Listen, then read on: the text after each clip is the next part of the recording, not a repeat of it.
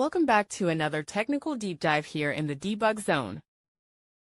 Today we're tackling a big question and breaking it down with insights from other users. Hopefully this clears up some misconceptions and helps you get the answer you need. So buckle up, stay a little curious, and let's jump right in.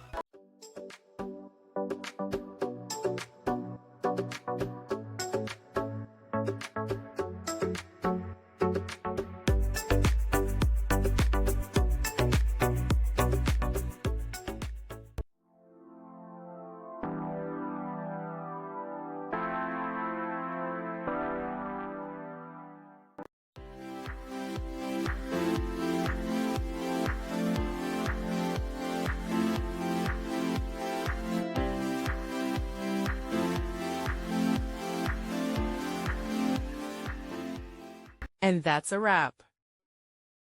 I hope you found the answer you were looking for. If you did, take a second to hit that subscribe button. It really helps out.